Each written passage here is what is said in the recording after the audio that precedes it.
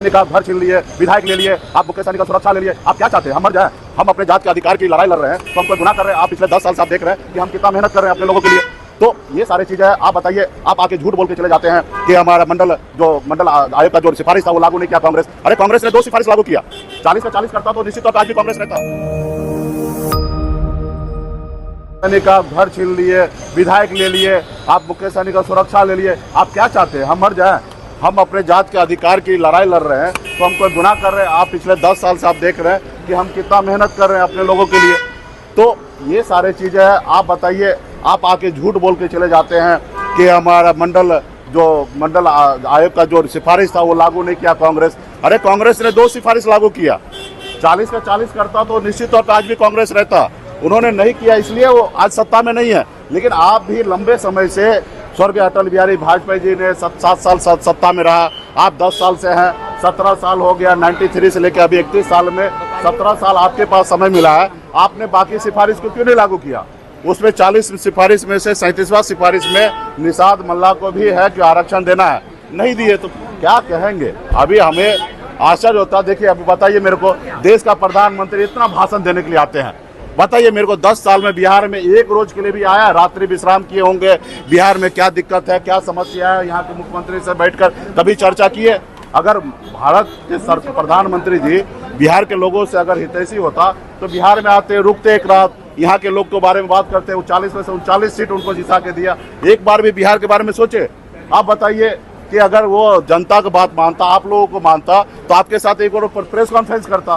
पूरा दुनिया का प्रधानमंत्री प्रेस कॉन्फ्रेंस करता। आप बताइए, देश में 10 साल में हमारे प्रधानमंत्री एक बार प्रेस कॉन्फ्रेंस किया, जनता का बात, आप लोगों का सवाल का जवाब दिया? हम देखिए आज सुबह शाम आते हैं, आप जो पूछते हैं हम उसका जवाब देते हैं। तो इसलिए प्रधानमंत्री जी को ये सारे चीजें, बीजेपी ये कह रही है कि आप लोग -0 में इस बार जाएंगे। वो देखिए, हम लोग जनता को मालिक मानते हैं और वो लोग ईवीएम को मालिक मानते हैं, उसके पास पैसा उसको मालिक मानते हैं। उनको जो करना है वो करने दीजिए। हम जनता के ऊपर छोड़ रहे हैं, गरीब किसान के ऊपर छोड़ रहे हैं, हमारे युवा के ऊपर छोड़ रहे हैं। युवा को, किसान को, सभी जनता को सोचना है कि हमको क्या करना है। हम सिर्फ जो मोदी जी 2014 में बोले वही जा रहे हैं जनता के बीच में बोलने के लिए। जो मोदी जी गलत कर रहे हैं वही मैं दिखाने के लिए जा रहा हूँ। मोदी जी का तीसरा आंख बंद करके कि मैं जनता के बीच में जा रहा हूँ कि ये मोदी जी गलत कर रहे हैं और जनता को निर्णय लेना, जनता मालिक है। नॉमिनेशन कर रहे हैं चिराग पासवान, वो करे, नॉमिनेशन करे, उससे हमको अच्छी बात है। चुनाव लड़े। आप निषाद की बात करते हैं, एनडीए का एक बड़ा गंभीर आरोप आप पर है। पहले भी और अभी भी आपने एक दिन निषाद परिवार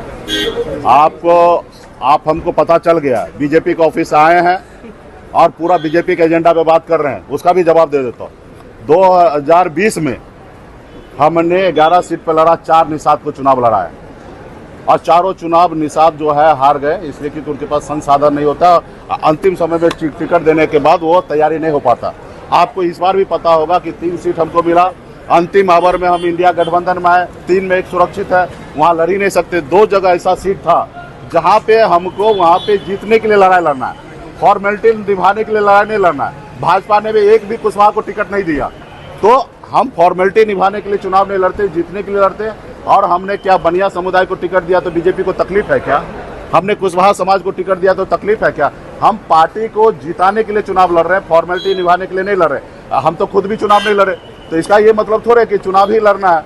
हमारे एजेंडा है समाज को, हर वर्ग को, लोगों को मदद करना, उसको आगे पहुंचाना।